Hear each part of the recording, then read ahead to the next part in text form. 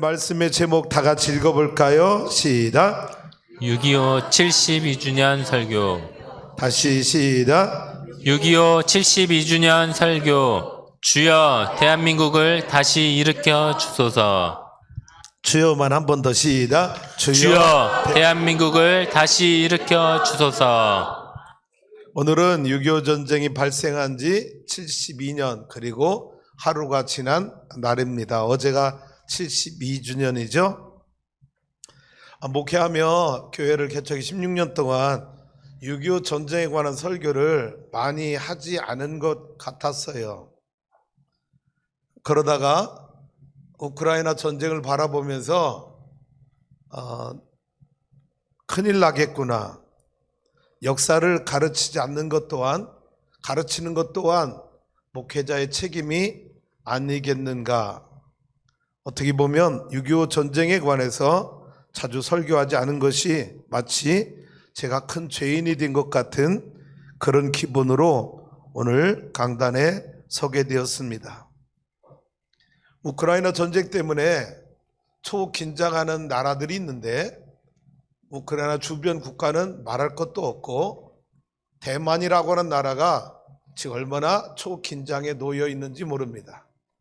그들이 본토 중국을 관찰할 때 여러 친구들이 중국이 마치 대만을 공격하려고 하는 전쟁의 준비를 하고 있는 곳을 여러 곳을 통해서 대만은 감지하고 있습니다. 그래서 원래 대만 군인들은 4개월 복무기간이 4개월밖에 되지 않는데 예비군 훈련을 지금 실전처럼 전 국민들이 중국과의 전쟁을 준비하는 마음으로 예비군 훈련을 그렇게 받고 있다고 하는 거지요. 어쩌면 세계 최고 유명한 삼성의 몇 배가 되는 반도체 회사 TSMC라고 하는 대만의 최고의 반도체 회사가 미국에, 일본에, 싱가포르에, 유럽에 똑같은 TSMC 반도체 공장을 세우는 이유가 만약에 중국이 대만을 삼켰을 때 대만 사람들이 세계에 흩어져서 반도체로 먹고 살기 위해서 여러분 수백조 원을 투입해서 똑같은 TSMC 반도체 공장을 세계에 설립하고 있는 모습이 미래를 준비하고 있는 것 아닌가라는 느낌 또한 갖고 있습니다. 그런 면에서 우리 대한민국은 그런 것에 비해서 굉장히 아무 걱정 없이 아무 일 안 날 것처럼 평안하게 사는 모습이 감사하기도 하고 한편으로는 두렵기도 한 것입니다. 지금 전 세계가 우크라이나를 응원하는 이유는 전쟁의 미치광이 푸틴의 저 욕망이 달성되면, 성취되면 안 되기 때문에, 그러면 만약에 우크라이나가 러시아의 계획대로 넘어가면 주변 국가는 물론 중국이나 북한이나 똑같은 야욕을 품을 수 있다고 하는 좋은 샘플이 되기 때문에 우크라이나가 러시아와 싸워 승리해야 된다고 하는 응원을 전 세계 우방 국가들이 하고 무기를 지원하고 있는 것이죠. 그런데 최근의 흐름은 어떤 흐름이 보여지고 있느냐? 유럽도 마찬가지예요. 우크라이나를 향해서 그만 전쟁했으면 좋겠다. 러시아하고 타협에 줄 건 주고 빨리 전쟁을 끝냈으면 좋겠어. 이유는요, 자국의 경제가 너무 이 러시아 우크라이나 전쟁 때문에 세계 경제가 엉망이 되니까, 먹고 사는 문제가 직결되니까 전쟁을 빨리 줄 거 돈바스 주고 마리우폴 주고 크렘반도 주고 전쟁 끝내줬으면 하는 바람들이 속속이 나오고 있다고 하는 거지요. 자기 나라 아니니까, 자기 나라 경제가 손해보니까. 근데 만약에 경제적 논리 때문에 우크라이나가 러시아의 백기를 들고 다 내어줄 거 내주고 평화협정을 맺는다면 이 일들은 앞으로 중국을 통해서 대만이, 북한을 통해서 우리 남한도 똑같은 현상이 일어나지 말라는 법이 전혀 없다고 하는 거지요.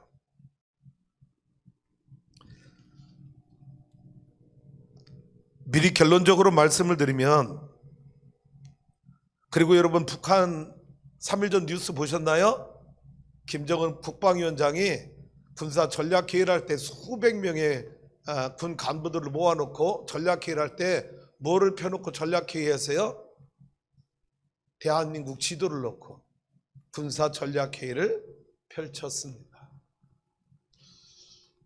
햇빛 정책, 또 북한을 건드리지 말라, 평화를 유지하기 위해서는 북한을 건드리지 말라고 하는 이 북한에 대한 온정주의가 북한은 속으로 계속 핵무기를 개발해서 핵 강국이 되었다라고 선언을 하고, 그전에는 이 핵무기를 미국을 향해서만 계속 쏜다고 말했지만 이제는 엊그제 전략회의를 통해서 이 핵무기가 어디를 향하고 있어요? 나와 여러분이 사는 곳을 향하고 있다는 걸 그동안은 곰이 발톱을 숨기고 있었던 거죠. 아니, 우리는 다 알고 있었어요. 북한이 핵무기 만드는 게 미국하고 싸우려고 핵무기 만듭니까? 겁도 없이. 미국하고는요 누구도 싸워서 못 이겨. 왜? 세계 최고의 국방력을 자랑하는 나라가 미국이기 때문에 북한이 어떻게 미국을 이깁니까? 북한의 핵무기는 철저히 우리를 향한 핵무기였는데 자꾸 정치에서 아니라고 평화다고 말하니까 쉽게 그것을 말하기가 어려웠던 것 뿐이지요. 엊그제 전략회의를 통해서 남한 지도를 펴놓고 회의하는 그들의 모습이 원래 모습인 걸 우리는 잊어서는 안 된다고 하는 것입니다. 오늘 설교의 결론을 미리 여러분에게 말해놓고 서론을 들어가고 싶습니다. 6.25 전쟁은 대한민국이 하나님을 구원한 역사였다라는 것입니다. 왜? 한반도 이 남한까지 공산화되면 세계 선교를 감당할 나라가 없기 때문에 하나님은 세계 선교를 위해서 남한을 6.25 전쟁에서 구원해 준 사건이다라는 거예요. 지금 여러분 한국교회가 파송한 선교사 숫자가 24,000명인데 인구 비율로는 세계 1위입니다. 미국이 지금 8만 명 정도라고 그러고 미국은 계속 줄어들고 있어요. 우리나라 늘어나진 않고 있지만, 근데 우리 큰아들 대광이가 선교사 나간다는 거 보니까, 선교사 출신 자녀가 선교사 나간다는 거 보니까 우리나라는 앞으로도 선교사 많이 나올 것 같아요. 사실 지금 선교사 여러분 늘어나지 않는 이유는 딱 하나입니다. 선교사 훈련 받고, 우리 감리교만 선교사 훈련 받고 여러분 기다리고 있는 선교사가 500명이 넘어요. 문제는 파송해주는 교회가 없어서 못 나가요. 이게 우리의 현실이에요. 선교사 나가겠다고 하는 훈련받은 준비된 선교사는 너무 많은데 파송하겠다고 하는 교회가 없는 거예요. 자, 만약에 6.25 전쟁에서 우리 남한까지 공산화되었다면 지금 우리는 선교도 못하고 신앙생활도 못하고 공산화돼서 다 누구 만만세하고 있어야 돼요? 위대한 김정은 동지 만세 하고 다 우리가 살아야 되겠죠. 그렇게 되지 않은 게 얼마나 감사한지. 아멘 않는 분들은 불편한가 봐요. 자, 우리 부모님 세대는 어떤 세대였어요? 6.25 전쟁에 참여한 세대입니다. 우리 아버님은 형제가 셋이었어요. 위에 형님 둘이었고 우리 아버지가 셋째인데 두 형님이 6.25 전쟁이라가 다 전사했어요. 결혼도 하지 못하고. 우리 아버지는요, 자기는 셋째로 태어났는데 어느 날 전쟁으로 형들이 다 전쟁 가서 전사해서 죽고 막내인 자기가 가장 큰 아들로 되어서 그렇게 사는 것에 대한 두려움이 우리 아버지에게 참 많았던 것 같아요. 우리 아버지가 평상시 약주 드시고 나면 뭐라고 말했느냐? 애들아, 나는 60살까지 몇개 못 살아. 우리 형제들이 다 일찍 죽었어. 근데 우리 아버지 말대로 됐어요. 우리 아버지가 60세에 죽고 60세에 다시 예수 믿고 태어나서, 여러분 정말 60세 예수 믿고 구원받아 83세까지 23년 동안 하나님을 잘 믿는 하나님의 자녀로 살다가 천국 가셨어요. 그래서 우리 부모 세대는 이 전쟁이 6.25가 얼마나 처절한 북한의 침략에 의한 고통스러운 전쟁이었는지 그들은 생명을 잃고 전사하면서 6.25 전쟁에 대한 뼈저린 아픔과 고통을 갖고 있는 것이 우리 아버지 부모 세대들이었어요. 우리 세대는 학교에서 철저히 반공교육을 잘 받았어요.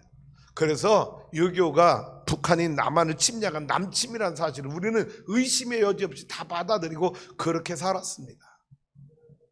근데 문제는 우리 자녀들 세대는 달랐다라는 거죠. 여러분 자녀들 세대에 여러분 자녀들에게 물어봤나요? 애들 학교에서 역사 시간에 6.25가 남침이라고 배웠니? 북침이라고 배웠니? 아니면 남침도 아니고 북침도 아닌 아무것도 아닌 거로 배웠니?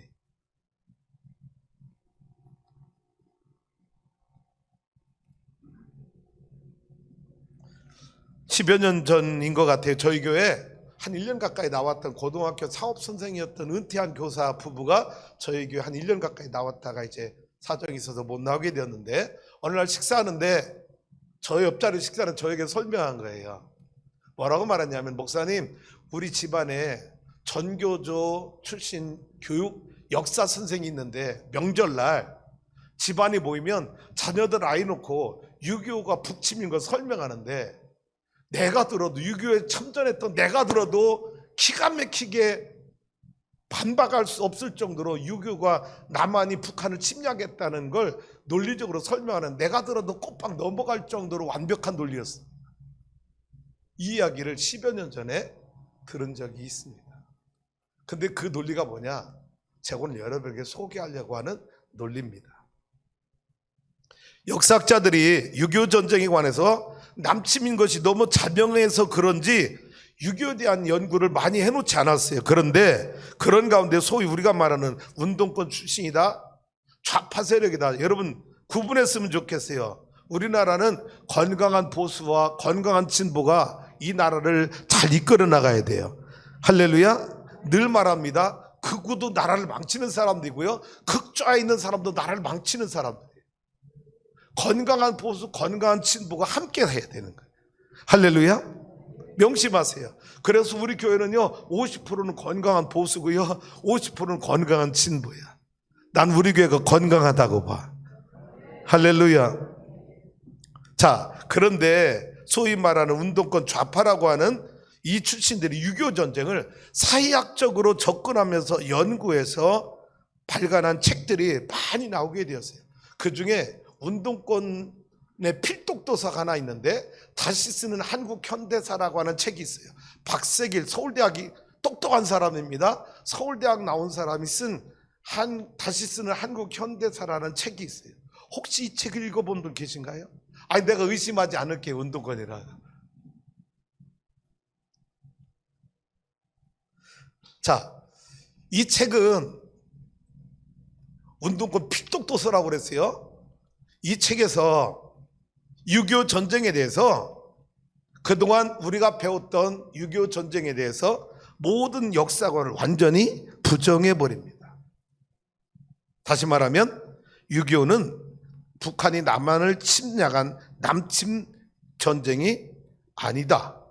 그럼 뭘 말할까요? 북한이 주장하는 북침이라고 하는 논리를 그대로 여러분 전개를 시키고 있습니다. 세 가지 이유를 말하는데, 첫 번째는 북한군이 남한을 침략할 6.25 6월 25일 50년 6월 25일 그때 북한은 우리를 침략할 준비가 안 돼 있다라고 말합니다. 이유는 러시아 스탈린에게 무기를 지원해달라고 요청을 해서 그 무기가 북한 땅에 도착한 게 7월 말쯤 도착했다는 거예요.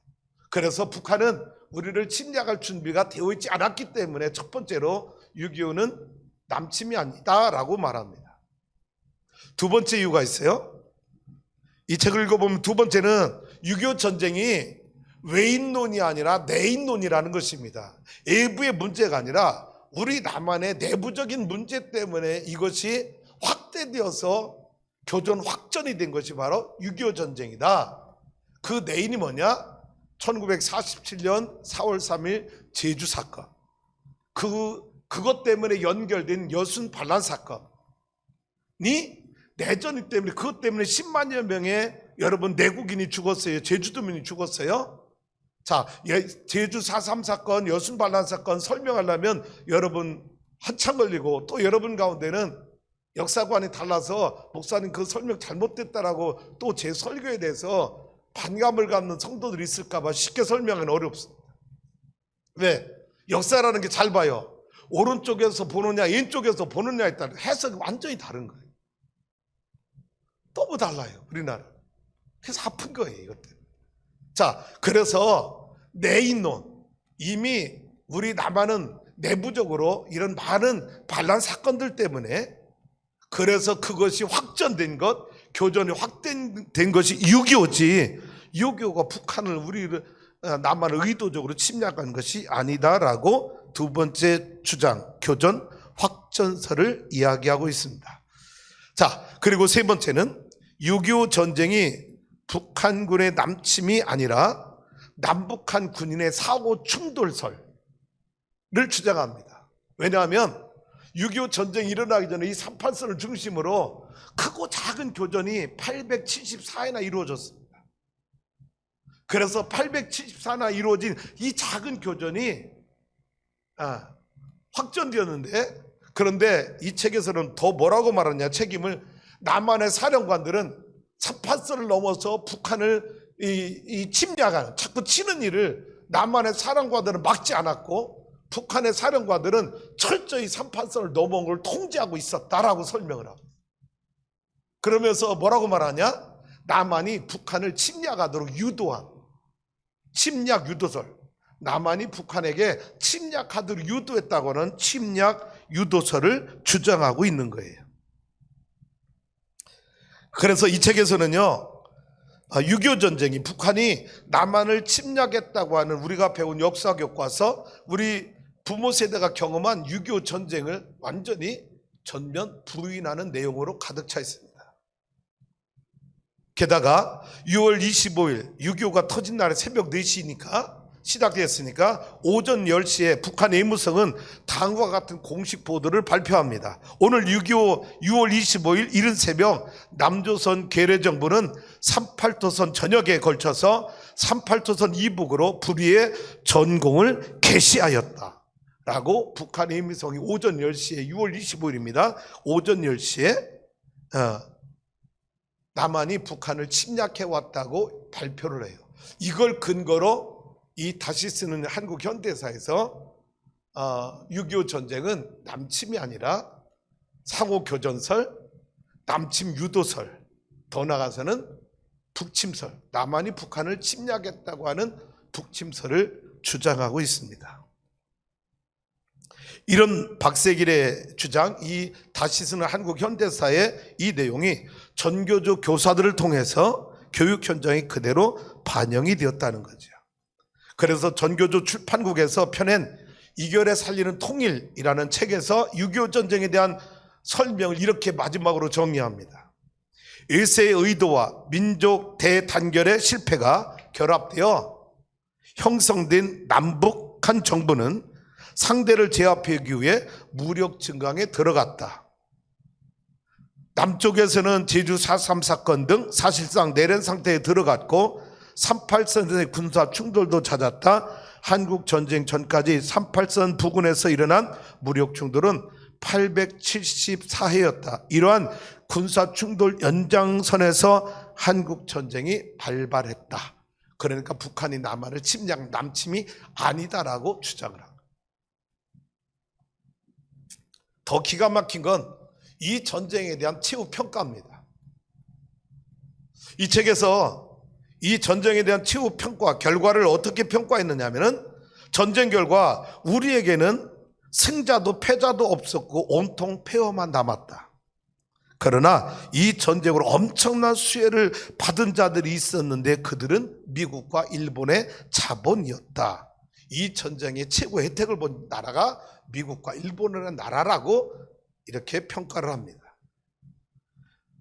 미국에서 한국 전쟁은 굴러온 호박이었다. 왜냐하면 그 당시 트루먼 정권 때 미국은 대경제공황을 맞고 있었는데 한국 전쟁이 대공황을 탈출시키는 계기를 마련해 줬기 때문에 이 전쟁은 미국이 최고의 혜택을 받은 전쟁이었다라고 평가를 내리고 있는 거죠. 그렇지만 그 대가로 한반도는 죽음과 파괴의 아수라장이 되었다. 그렇다면 한국 전쟁은 누구를 위한 전쟁이었는가라는 질문을 던집니다. 자, 이 논리로 말하면 지난 대통령 선거 때 모 후보가 그렇게 주장했죠. 미국은 점령군이었고 소련은 해방군이었다라고 말하는 역사인식은 이 책을 근간으로 주장하는 내용들입니다. 그들의 입장에서는 이 논리대로라면 미군은 우리나라에 있어야 돼요? 안 돼요? 있으면 안 돼요? 쫓아내야 될, 추방해야 될 대상이 바로 미군이라는 존재입니다. 그런데 저는 이 책의 내용을 요약해 보면서 두 가지 질문이 들었어요. 첫 번째 질문 잘 들어보세요. 만약 이들의 주장이 맞다면 이들은 미군이 들어오지 않아서 공산화되기를 바랬다는 건가? 라는 질문입니다. 미군이 참전하지, 유엔군이 참전하지 않아서 북한은 이미 여러분 49년부터 북한은 이미 여러분 신탁통치에 들어가면서부터 북한 김일성은 완전히 남한을 척화 통일시키려는 계획을 이미 갖고 있었어요. 아니라고요? 이따 내가 여러분에게 다 자료를 제시할 겁니다. 남한은 전혀 그렇지 못했어요. 그리고 남한에 여러분 아시나요? 남한에 박헌영을 중심으로 여러분 남노동당, 여러분 사회주의를 추구하는 세력이 이미 남한엔 100만 명이 넘어갔습니다. 8.15 해방을 맞게 되자 유엔에서 결의가 이루어졌잖아요. 38선을 거서 북쪽은 누가? 소련이 신탁 통치하고 남쪽은 미국이 신탁 통치하는 것으로 결정이 됐어요. 이때부터 김일성은 철저히 스탈린에 붙어가지고 여러분 공산주의를 공부하고 그리고 남한까지 척화 통일을 꿈꾸고 계획하고 있었고, 남한은 여러분 이때 이미 미군이 신탁 통치할 때 남한은요 미군이 여론조사를 했어. 통계가 다 나왔어요. 남한 사람들에게 당신들이 국가가 자유민주주의 국가가 되길 원합니까? 사회주의 국가가 되길 원합니까? 여론조사를 했는데 그때 78%가 뭐로 나온 줄 알아요? 우리는 사회주의 국가, 공산주의 국가 되길 원합니다 라고 여론이 나온 거예요. 그 얘기는 뭐예요? 두 가지입니다. 첫 번째는 박헌영의 활동, 이 남노당의 엄청난 조직적인 활동 때문에 우리 남한의 78%가 사회주의 국가를 원했던 거고, 더 큰 이유는 소련의 스탈린입니다. 러시아 제국을 1917년에 붕괴시키고 처음에는 레닌이 공산주의 혁명을 통해서 공산주의 국가를 세우잖아요. 그리고 스탈린이어서, 조지아 출신인 스탈린이어서 러시아의 통치자가 됩니다. 스탈린의 정책이 뭐냐? 세계에 있는 변방에 있는 약소 국가들을 다 해방시켜서 그들을 다 잘 살게 한다고 하는 이 정책이 여러분 지식인들에게 다 퍼진 거예요. 그래서 뭐냐? 우리나라는 여러분 전라도, 경상도 그 당시에 여러분 지주들이 80%가 소작농이에요. 20%들이 지주 땅을 가지고 있는 거예요. 이 스탈린의 정책이 뭐냐? 그 지주들을 다 숙청시켜서 소작농들에게 토지를 분배해서 공평하게 살도록 만들어주겠다고 하는 정책이 스탈린의 정책이었어요. 이 정책 때문에 여러분 박헌영과 이 스탈린의 정책 때문에 남한 사람들도 사회주의 국가가 되길 원한다라고 다 여러분 꿈을 갖고 있었던 거예요. 그래서 제주 4.3 사건도, 여순 반란 사건도 계속해서 이것과 연관되어서 희생자가 나온 것이 바로 그 사건들 내란인 것이에요.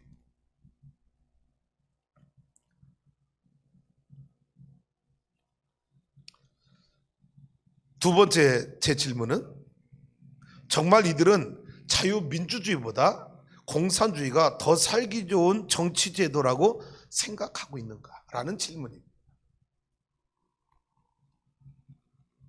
자, 그러나 역사는 한 사람의 주관이나 사상이나 논리로 흘러가지 않는다는 사실이죠. 저도 이 다시 쓰는 한국 현대사 책을 내용을 요약해 보면서 깜짝 놀란 건 내 자신도 아니 내가 그럼 학교 때 배운 이 6.25 전쟁에 관한 역사 교육이 잘못된 거 아니야? 굉장히 제 자신에게도 순간 혼돈이 오더라고요. 혹시 여러분 중에도 목사님 제가 들어도 젊은 세대는 그럴 수 있을 것 같아요. 목사님 제가 들어도 잘못된 역사관 아닌 것 같은데요. 제가 들어도 굉장히 논리적으로 맞는 것 같아요. 6.25를 남침이라고 주장할 근거가 어디 있어요? 이렇게 질문하고 싶은 젊은 세대 우리 교회 안에 있을 것 같아요. 난 괜찮다고 생각을 해요. 얼마든지 그런 질문할 수 있다고 생각을 합니다. 더 들어보세요. 사진을 하나 보여드릴게요. 사진 한번 보여주시죠. 자, 이 사진이 누구 여러분 아는 사람 나와요? 하나는 네, 이것이 1994년 6월 2일 날 김영삼 대통령이 러시아 보리스 엘친 대통령과 러시아에 가서 정상회담을 하는 장면인데, 정상회담 과정 중에 보리스 엘친이 김영삼 대통령에게 하나의 선물을 줍니다. 이 선물이 검은 상자, 서류 상자인데, 이 검은 서류 상자 속에 뭐가 들었느냐? 1949년부터 1953년 8월 말까지 러시아 의무부와 북한 의무성이 남한을 침략하기 위해서 나눴던 작전 계획을 세웠던 그 비밀 극비 문서가 담은 230종의 극비 문서가 남은 이 검은 서류 상자를 엘친이 극비 문서를 김영삼 대통령에게 선물로 줍니다. 이 선물 안에 6.25 전쟁에 대한 아까 다시 쓰는 한국 현대사, 여러분 이 부분들에 대해서 명확한 이 역사적 근거가 이 자료 안에 230여 종의 자료 안에 다 들어있는 거예요.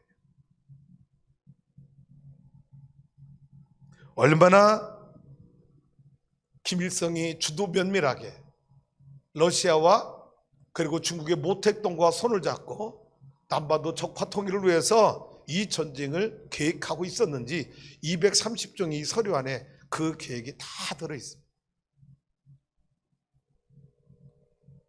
김영삼 대통령은 이 문서를 받아보고 읽어보고 그리고 나서 그는 회고록에서 이렇게 썼습니다. 이 문서들을 통해 남한의 종북 세력들이 주장해온 북침설은 명백한 허구였음이 드러났다.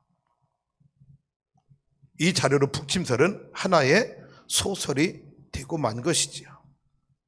그래서 다시 쓰는 현대사를 다시 써야 되는 상황이 벌어지게 된 것입니다. 자, 여기 내용 중에는 이런 내용들이 있습니다. 스탈린에게 김일성이 한번 사진을 먼저 보여드릴게요. 몇 가지 사진을 보겠습니다. 자, 6.25 인명피해입니다. 인명피해와 그 재산피해예요. 6.25 때 여러분 한국 민간인들이 150만 명, 그리고 100만 명, 그리고 군인들이 93만 명 잃었고요. 전사했고요. 북한은 더 심해요. 민간인들이 150만 명, 군인들이 북한이 93만 명, 우리가 군인이 잘 안 보이는데 62만 명입니다. 그리고 여러분 중공군이 인해전술로 들어와서 중공군이 죽은 전사자가 100만 명입니다. 그리고 UN 16국에서 들어와서 참전해서 목숨을 잃은 세계 군인들이 16만 명, 약 600만 명의 전사자가 6.25 전쟁을 통해서 발생한 거예요. 2차 대전 이후에 세계 전쟁 역사에 최고 많은 인명피해가 난 전쟁이 바로 6.25 전쟁입니다. 게다가 1000만 명의 이산가족이 발생했고요. 30만 명의 미망인, 우리나라입니다. 남편들이 전쟁에 가서 목숨을 잃어서 과부가 된 거예요. 그리고 10만 명의 고아들이 발생을 했습니다. 자, 그리고 산업은 어떻게 되느냐? 우리나라 제조업이 다 망가져서 40%나 망가졌고 북한은 70%가 망가져서 전쟁이 끝나고 났을 때 세계은행이 우리 북한과 여러분 남한의 경제력을 평가했는데 110개국 가운데 109위, 1인당 GNP가 여러분 불과 50달러도 넘지 않는 그런 처절한 가난에 빠지게 된 것이 6.25 전쟁의 결과였습니다. 자, 또 다른 사진 한번 보여줄까요? 자, 군사력, 자, 6.25 피난길에 아이들하고 주먹밥 먹는 아낙네의 모습이죠. 또 다음 사진, 전쟁의 고아입니다. 여러분, 우리만 10만 명이 생긴 게 아니라 북한은 더 많은 고아가 생겼죠. 아까 민간인 150만 명이랬으니 우리는 100만 명인데 북한은 고아가 더 많아진 거예요. 놀라운 건 북한은 김일성이 이 고아들을 여러분 사상교육을 시켜서 뭐라고 교육시켰느냐? 너희 부모를 죽인 자가 누구냐? 크리스찬들이라고 여러분 교육을 시켜버려요. 그래서 북한에 여러분 북한의 교회가 얼마나 많았는지 알아요? 남한보다 더 많았어요. 3040개 교회가 있었어요. 그리고 평양신학교가 있습니다. 그런데 여러분 흥남철수 때 그때 여러분 대부분 많은 크리스찬들이 여러분 남한으로 넘어온 거예요. 목사와 장로 평신도들이. 근데 나는 양을 버릴 수 없어 교회를 지킬 거야. 끝까지 공산 치하에서 북한에 남아있던 목사와 장로들을 죽인 자가 누구냐? 이 고아 출신들. 왜? 김일성은 이 고아들에게 너희를 부모를 죽인 자들이 크리스찬들이다 라고 사상교육을 시켜서 이 고아들에게 목사와 장로들을 죽이는데 어떻게 죽이겠느냐? 죽이고 배를 깔라서 창자를 전부 끄집어내겠다. 이 고아들을 통해서. 이것이 북한의 6.25 끝나고 난 뒤에 일어난 현실들이었습니다. 다음 사진 볼까요? 전쟁의 포화죠? 넘어가요. 국군들은 싸우러 전진하고 피난민들은 국군 뒤로 후퇴하는 피난길 가는 모습입니다. 다음 사진. 자, 6.25 전쟁 당시에 남한과 북한의 군사력 비교입니다. 한국군은 10만 5천 명, 북한군은 19만 8천 명, 2배 많습니다. 두 번째가 치명적인 거예요. 한국군은 탱크가 전차 한 대도 없었어요. 북한은 몇 대예요? 240대. 어디서 지원받았어요? 스탈린이 보내준 러시아제입니다. 242대 탱크 앞에 한국 군인들이 소총 들고 어떻게 싸웁니까? 이거는 백전백패 고릴라와 골리앗과 다윗의 싸움처럼 이거는 게임이 되지 않는 전쟁이었습니다. 야포도 마찬가지예요. 8배가 북한이 많았고요. 함정, 군함도 마찬가지입니다. 북한 1.5배 많았고요. 항공기, 우리는 전투기 없었어요. 그냥 비행기만 22대 가고 있어요. 북한은 211대의 항공기가 됐는데 그 중에 197대가 전투기였습니다. 공군이 완전히 우리는 여러분 하나도 없었어요. 민간 비행기만 22대가 있어요. 여러분 이런 군사를 가지고 싸워서 어떻게 이길 수 있습니까? 6.25 전쟁은 완전히 여러분 대한민국이 질 수밖에 없는, 죽을 수밖에 없는 전쟁이었던 거예요. 다음 사진 보여주세요. 자, 이것이 1949년 3월 30일부터 4월 15일까지 여러분 북한의 주석 김일성과 부주석, 남한에서 올라간 박헌영 부주석과 6명이 북한의 지도자들이 러시아에 가서 스탈린과 여러분 외교를 하면서 6.25 전쟁에 대한 승인 그리고 물자 지원에 대한 협정을 맺는 장면 중에 한 장면입니다. 김일성이 이때 뭐라고 말했는지 알아요? 스탈린을 설득합니다. 우리가 남한을 침공하면 100% 승리합니다. 첫 번째 이유는 우리 북한군이 그동안 철저히 훈련하고 무장했기 때문에 강력한 군인 정신이 남한을 이길 수 있고, 두 번째, 남한에는 게릴라, 우리 사회주의를 동경하는 박헌영 동지를 중심으로 해서 여러분 게릴라 훈련을 받은 동지들이 남한엔 100만 명이 넘습니다. 남한으로 쳐들어가면 우리 편이 되어 싸워줄 게릴라들이 남한 땅에 널려 있습니다. 그래서 백전백승할 수 있습니다 라고 스탈린에게 보고를 한 거예요. 그래서 스탈린은 슬쩍 빠져나가요. 왜? 미소와 협정 맺은 게 있고 38선을 그은 게 있고, 그래서 빠져나가면서 핑계를, 그러면 중국이 너희를 도와준다고 모택동에 도움을 받는다고 하면 우리가 승인해 줄게. 그래서 북한은 모택동을 찾아가서 모택동에 승인을 얻어서 6.25 전쟁을 치르게 발발하게 된 거죠. 한 장 더 사진 있죠? 자, 이 사진은 이때 김일성이 러시아를 찾아가서 군사작전을 만들었던 계획도입니다. 바실리에프라고 하는 러시아 중장이 남한을 침략하려면 30일 안에 끝내야 된다. 1단계, 2단계, 3단계. 그리고 1단계는 2일 동안 서울을 침략하고 그리고 5일 동안에는 수원, 안양, 원주까지 침략하는 것. 이게 1단계 작전입니다. 2단계는 그 일 이후에 2일하고 2일 동안 서울 그리고 5일 안에 안양, 수원, 원주. 여기가 1단계. 2단계는 14일 그 일 이후에 14일 안에 어디까지? 군산, 전주, 대구, 포항까지. 여기가 2단계 전략입니다. 3단계는 어디냐? 그 일 이후에 10일 동안, 나머지 10일 동안 목포, 여수, 대구, 마산, 부산, 남해안 일대를 점령하는 것. 그래서 한 달 플랜, 한 달 안에 이 전쟁을 다 끝나는 것이 바실리에프 중장이 그려준 이 전쟁 계획도가 이렇게 그때 러시아를 방문했을 때 이미 만들어졌던 것이죠.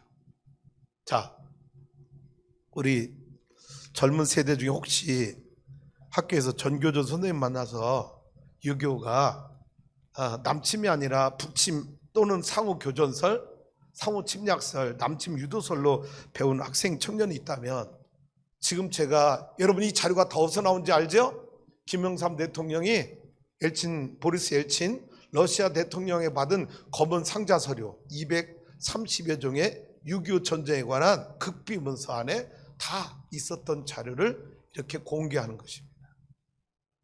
과연 아까 다시 쓰는 한국 현대사에서 주장하는 것처럼 6.25 전쟁이 북한이 준비되지 않았다, 무기가 안 왔다, 그리고 이미 내전설, 예수 사건, 제주 사건, 여순 반란 사건 이런 것들 때문에 남침이 아니다라고 주장했던 이 이야기는 허무맹랑한 소설에 불과할 뿐이었다라는 것이죠. 그러면 왜 하나님은 백전배패할 수밖에 없는 6.25 전쟁을 그 잿더미 속에서 대한민국을 살려주신 것인가? 6.25 전쟁이 기적인 5가지 이유를 여러분에게 소개하는데 오늘은 2가지만 하고 3가지는 너무 길어서 다음 주에 할게요. 2가지. 첫 번째는요? 미군의 신속한 참전 결정. 전쟁 터진 그날 6월 25일 오전 10시에 미국 대사관으로 부임했던 부츠 대사관이 워싱턴 백악관에 우리나라 시간입니다. 오전 10시에 워싱턴 시간에는 그날 전날이죠. 24일 저녁 9시입니다. 한국에 북한이 쳐들어왔다고 보고서를 올립니다. 이 보고서를 에치슨 국무장관이 받고 트루먼에게 대통령에게 보고를 합니다. 트루먼이 여러분 그날 미 강요의회를 소집합니다. 그래서 한국에서 일어난 전쟁 상황을 설명을 하고 어떻게 하면 좋겠느냐라고 결의안을 만드는데 놀랍게도 미 의회가 한 명도 반대하지 않고 빨리 가서 이 전쟁에 참여해서 대한민국을 지켜줘야 된다고 하는 미 의회 결의안이 신속하게 통과되는 거예요. 그런데 여러분 기적인 거예요. 왜? 이미 잘 봐요. 친탁통지 기간이 있었다고 그랬죠? 그런데 미군은요 이미 1949년 다 철수했어요. 친탁통지 기간 3년을 끝내고 여러분 다 철수해버리고 고문관들만 500여 명 미만 남아있는 거예요. 문인들만 남아요. 군인이 남아있는 게 아니라 문관들만 남아있는 거예요. 그리고 여러분 잘 들어보세요. 1950년 1월 14일 미국 국무장관이었던 에치슨 장관이 선언을 해요. 무슨 선언을 하냐? 이제 이후로 대만과 한국은 미국의 방어선에서 제외된다라고 하는 에치슨 라인을 여러분 1950년 1월 14일 날 발표를 해버려요. 뭐냐? 대만이나 한국에서 전쟁이 일어나도 더 이상 미국은 참여하지 않겠다, 방어선에서 제외한다 라고 하는 에치슨 라인이 발표된 뒤에 전쟁이 일어난 거예요. 그리고 여러분, 이때까지 우리가 알고 있는 한미 방위조약이 맺어지지 않은 상태예요. 그런 상태에서 미국은 철수했지요. 에치슨 라인은 발표되었지요. 그런데 트루먼 대통령이 의회를 설득해서 미군 참전을 결정했는데, 그 이후에는 여러분, 그 이면에는 비하인드 스토리가 있다는 거예요. 빌리 그레이엄 목사가 한국에서 전쟁이 일어났다는 사실을 알고 트루먼 대통령을 찾아가서 빨리 참전을 여러분 설득했다는 겁니다. 왜? 대통령이야, 프레지덴트.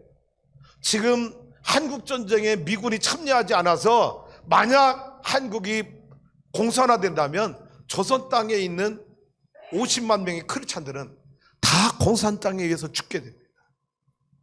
지금 미국 군인이 한국의 자유와 평화의 파수꾼이 되어줘야 합니다 라고 여러분, 이 빌리 그레이엄 목사가 트루먼 대통령을 설득시켜서, 그래서 트루먼 대통령이 긴박하게 여러분 움직여서 의회를 설득해서 미군 파병을 결정하게 되었는데, 놀라운 일은 여러분, 미국에서 군인이 우리나라 올라오면 시간이 얼마나 걸려요? 북한은 벌써 여러분 이 전쟁 며칠 플랜이에요? 완만스 플랜이에요. 한 달 플랜이에요. 근데 미국에서 배 타고 비행기 타고 다 못 옵니다. 배 타고 오고 하려면 이미 전쟁 다 끝나는 거예요. 그런데 여러분, 미군이 어디에 있었어요? 일본 오키나와에 주둔하고 있었다. 일본 오키나와에 주둔하고 있던 미군을 일주일 만에 40만 명을 한국 전쟁에 투입시킨. 그때 아시아 태평양 사령관 왔던 사람이 누구예요? 메가더 장군. 이미 서울이 다 끝났어요. 이틀 만에. 메가더 장군이 여러분 마지막 저지선을 순찰하다가 안양에서 한 병사를 만나서 한 병사에게 질문했대요.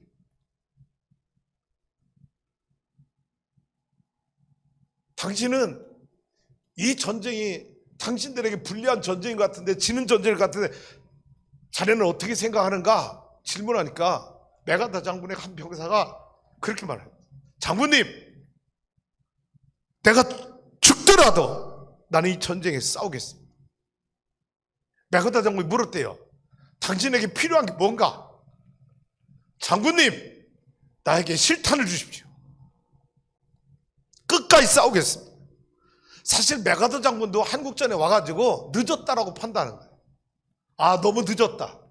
전세를 뒤집기는 불가능하다라고 판단을 했는데, 여러분 이 전선을 순찰하다가 한국 병사에게 이 질문을 던지고 메가더가 감동을 받았다. 아, 이 나라 도와줘야 되겠구나. 그래서 인천 상륙작전이 이어지게 되게 되었다는 거예요. 두 번째 기적, 다 같이 읽어봐요. 시작. 유엔군의 참전 결정. 자, 미국 시간입니다. 6월 24일, 아니 25일, 24일 날 무츠 대사관이 보고했다고 그랬죠? 트루먼이 의회 소집했다고 그랬어요? 자, 25일 날 오후 12시 30분에 미 국무부가 유엔 사무총장에게 북한이 남한을 침략한 거에 대해서 불법 행위다, 빨리 북한 38선 이남으로 넘어가라고 하는 결의안을 만들어 달라고 하는 요청을 6월 25일 우리나라 시간 26일 12시 30분에 사무총장에게 요청을 합니다. 그래서 유엔 사무총장이 이 접수를 받고 유엔 이사회를 모여서 북한 침략에 대한 불의를 결의하게 됩니다. 그래서 빨리 38선 이북으로 넘어가라고 하는 통지문을 북한에게 보냅니다. 그런데 북한이 이것을 이행하지 않게 돼요. 그러게 되자 유엔 이사에서는 상임 이사국 5개국 나라, 비상임 이사국 10개국 나라. 먼저 비상임 이사국에서 그러면 이행하지 않는 북한을 어떻게 할 거냐? 여기에서 그러면 유엔군을 파병하자고 하는 결정이 10개국 비상임 이사국에서 통과가 됩니다. 그리고 이제 5개국 상임 이사국의 이 마지막 결의안이 만장일로 통과가 돼야 되는데, 이 5개국이 어떤 나라예요? 당시에 안보리 5개국: 미국, 영국, 프랑스, 소련, 마지막 한 나라. 어느 나라? 어디? 맞아요. 대만입니다. 이때는 중국이 아니에요. 대만이란 말이에요.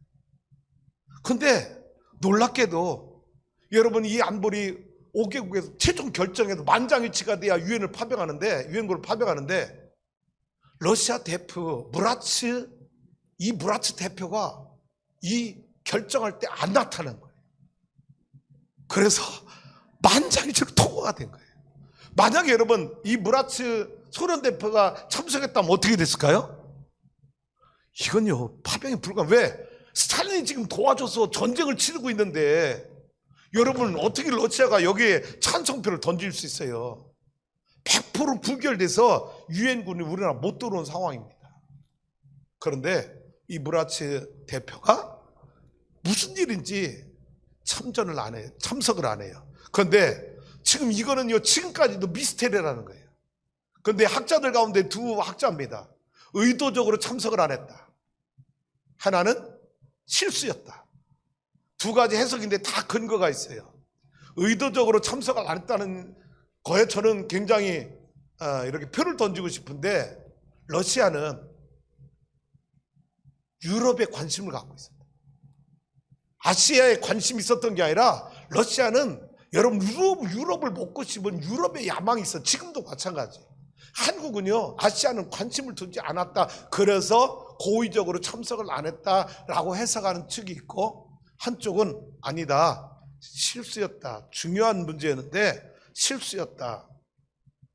러시아는 EJ 뭐냐? 자기들 힘 안 쓰고 중국이 한반도에 관여해서 중국이 피 흘려서 한반도 문제를 해결하기로 자기들은 빠지고 유럽에서 이득을 보고, 아시아는 중국이 관여해서 자기들 손 안 보고 이득을 보려고 하는 EJ 전략으로 나온 것이었다라는 것입니다. 감사한 일이죠. 우리에게는 유엔군 파병이 이루어지 결정이 안 이루어졌다면 우리는 지금 다 공산화된 나라에서 살고 있었을 거라는 것입니다. 놀라운 일은 당시 여러분 1950년입니다. 유엔 가입한 나라가 93개국인데 6.25 때 우리나라를 도와준 나라가 몇 개국이라고요? 67개국이라고. 엄청난 일이에요. 자, 어떻게 도와줬나 한번 봅시다. 자, 먼저 직접 군인과 무기를 보내서 참전해 준 나라 16개국 잘 알고 있죠. 우리는 대개 16개국만 알아요.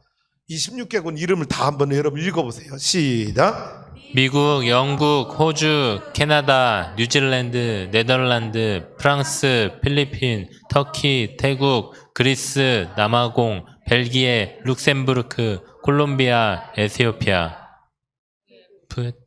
여러분, 이 나라들 가운데 그때 6.25 전까지 우리나라와 좋은 우호관계, 무역관계 있었던 나라가 대단한 나라들 있었어요? 거의 없었어요. 기껏해야 미국, 영국 아니면 호주 정도? 나머지는 우리나라와 그렇게 엄청난 관계가 있던 나라들이 아니에요. 그런데 우리나라 전쟁을 위해서 이들이 참전해줬고, 푸에르토리코는 잘 들어보세요. 여기는 6만 1,000명, 미국 다음으로 가장 많은 군인을 보내준 나라인데 왜 16개국에 포함이 안 되느냐? 푸에르토리코는 미국 영에 속한 거예요. 그래서 최고 미국 다음으로 많은 군인을 보내주었는데 16개국에 나라가 들어가지 않은 나라, 여러분 기억해 주세요.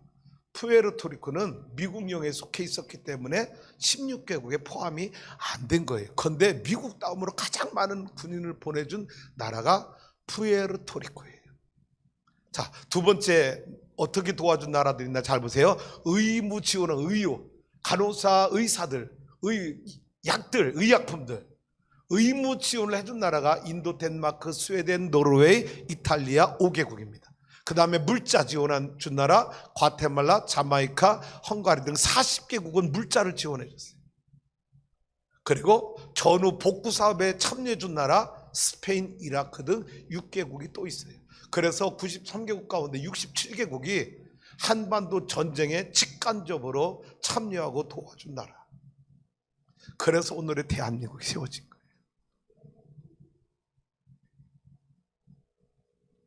왜요? 왜 여러분, 하나님은 아까 군사력, 미국 결의안, 유엔 결의안, 여러분 다 불가능한 일들이었어요. 다 질 수밖에 없는 전쟁이었어요. 그런데 하나님은 왜 이 전쟁을 이기게 하셨는가? 오늘 말씀 볼까요? 우리 방송실 45절부터 한번 보여줬으면 좋겠네. 가능한가? 45절부터 기다릴 테니까. 자, 한번 다 같이 읽어봐요. 시작. 다윗이 블레셋 사람에게 이르되 너는 칼과 창과 단창으로 내게 나아오거니와 나는 만군의 여호와의 이름 곧 내가 모욕하는 이스라엘 군대의 하나님의 이름으로 내게 나아가노라. 오늘 여호와께서 너를 내 손에 넘기시리니 내가 너를 쳐서 내 목을 베고 블레셋 군대의 시체를 오늘 공중의 새와 땅의 들짐승들에게 주어 온 땅으로 이스라엘의 하나님이 계신 줄 알게 하겠고 또 여호와의 구원하심이 칼과 창에 있지 아니함을 이 무리에게 알게 하리라. 전쟁은 여호와께 속한 것인즉 그가 너희를 우리 손에 넘기시리라. 잘 보세요. 8.15 해방이 되면서 북한은 김일성이 러시아의 통제 아래 신탁 통치 들어갔다. 그때 이미 북한에 있던 3040개 교회는 다 여러분 불태고 없어졌습니다. 기독교인부터 가장 먼저 죽이는 게 김일성의 공산주의 사상이에요. 왜? 공산주의 사상과 기독교 사상 극과 극입니다. 그 북한은 교회와 신학교, 평양신학교 중심으로 여러분, 그래서 그때 많은 그리스도인들이 피난 안 온 그리스도인들이 어디로 숨은 거예요? 지하로 숨은 거예요. 가정교회로 들어가. 지금 얼마 안 남았어요. 북한에 가정교회. 그런데 지금까지 뿌리가 남아있다는 것도 기적이죠. 거기에 대한 비하인드 스토리 다음 주에 여러분에게 전할 거예요. 왜 북한이 지하교인이 아직도 남아있는 이유가 어떤 계기가 있었는지. 그런데 남한은요, 물론 박헌영 중심으로 남로당에도 사회주의 공산주의 게릴라들이 많이 활동하고 있었지만 남한은 이승만 대통령을 중심으로 종교의 자유를 보장해 줬어요. 그러니까 여러분 생각해 봐요. 북한은 이미 교회가 다 무너졌어요.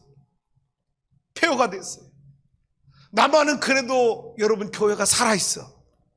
하나님은요, 여러분 이길 수 없는 전쟁, 질 수밖에 없고 패할 수 없는 이 전쟁을 하나님은 남한을 살려준 이유는 여러분 한국 교회 때문이에요. 왜? 한국 교회를 살려서 하나님은 세계 선교를 꿈꾸고 계셨던 거예요. 그래서 아까 말했죠. 24,000명 인구 대비 선교사 파송 1위 국가 대한민국이 됐다. 할렐루야.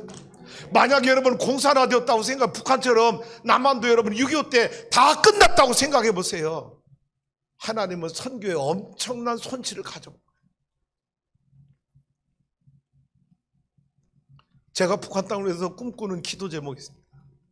뭐냐? 하나님, 북한 땅이 복음화 되어서 한반도가 세계 선교를 감당하는 선교 대국이 되길 원합니다. 이것이 북한 땅을 향한 비전 기도예요.